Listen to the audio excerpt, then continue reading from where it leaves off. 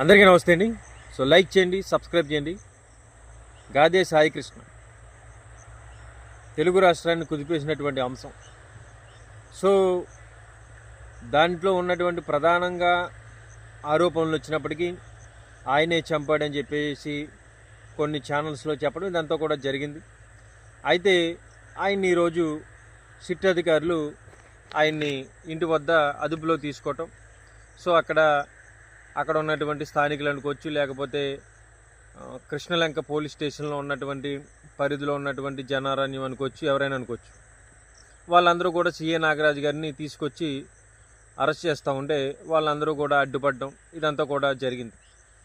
అయితే అక్కడ ప్రజలు చెప్తుంది ఏంటంటే, సిఏ నాగరాజు గారు వచ్చాకే విజయవాడలో గంజాయి బ్యాచ్ని అలాగే బ్లేడ్ బ్యాచ్ని కూడా ఆయన కట్టడి చేశాడు. సో అలాంటి వ్యక్తిని అరెస్ట్ చేయడం కుదరదని చెప్పేసి ఆయన గురించి ధర్నాలు చేయటం ఇదంతా కూడా చేయటం మనం చూస్తూ ఉన్నాం. అయితే ఇక్కడ కొన్ని ఛానల్స్లో కూడా సిఏ నాగరాజు గారు వచ్చాకే గంజాయిని అరికట్టారని చెప్పి చెప్పడం జరిగింది. అయితే ఇక్కడ అంటే సిఏ నాగరాజును మించినటువంటి పోలీసులు లేరా? ఒక సిఏ నాగరాజు గారి మీదే డిపెండ్ అయిపోయి ఉన్నారనేది క్వశ్చన్. సో ఈ విషయం పక్కన పెడితే, అయితే ఈ పాటికే సిఏ నాగరాజు గారిని వెంటనే కేసు ఫైల్ అయిన వెంటనే అరెస్ట్ చేయాలి.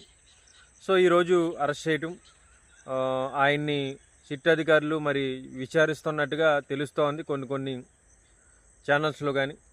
అయితే ఇక్కడ మనం ఆలోచించాల్సిన విషయం ఏంటంటే, అసలు సిఏ నాగరాజు గారికి శిక్ష పడుతుందా లేదా?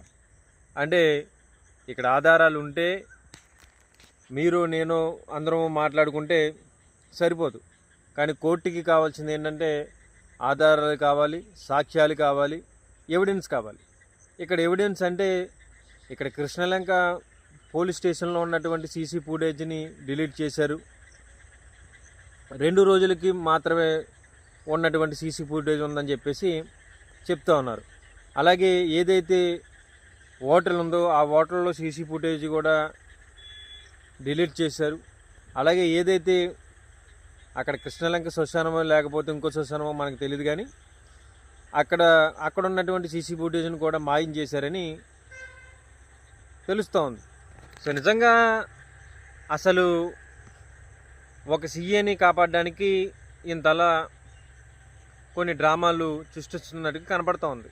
ఎందుకంటే ఈరోజు నిజంగా పారదర్శకంగా ఈ ప్రభుత్వం వ్యవహరించి ఖచ్చితంగా ఎంత పెద్ద నేరస్తుడైనా సరే, ఎంత పెద్ద క్రిమినల్ అయినా సరే చట్టం ముందు నిలబెట్టి అతనికి శిక్ష చేయాలి. కానీ ఇలా చట్టాన్ని చేతిలోకి తీసుకొని అతను ఈ విధంగా చేయడం కరెక్ట్ కాదని చెప్పేసి దీంట్లో ఎంతమంది ఉంటే అంతమందికి శిక్ష పడే విధంగా ప్రభుత్వం అనేది వ్యవహరించాలి.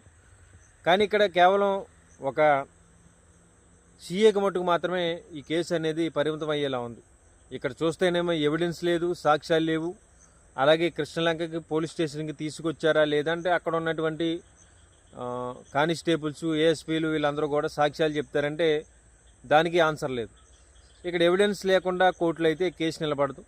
కానీ ఇదేంటంటే నిజంగా ఇంత పెద్ద విషయం అవ్వడానికి కారణం జగన్మోహన్ రెడ్డి గారు. ఆ తల్లిని పరామర్శించిన 2వ రోజే చంద్రబాబు నాయుడు గారు పిలిపించి మాకు న్యాయం చేస్తారని చెప్పేసి వాళ్ళ తల్లి వాళ్ళ మేనమామలు చెప్పడం జరిగింది. అయితే ఏం న్యాయం జరుగుతుంది అనేది ఆ కుటుంబానికి చూడగలగాలి. అలాగే ఇలాంటి పెద్ద సెన్సేషన్ అయినటువంటి విషయం జరిగినప్పుడు ఖచ్చితంగా దోషులు ఎవరో ఎంత పెద్ద వాళ్ళు ఉన్నప్పటికీ కూడా వాళ్ళకి చట్టపరంగా చర్యలు తీసుకొని వాళ్ళ మీద యాక్షన్ తీసుకోవాలి.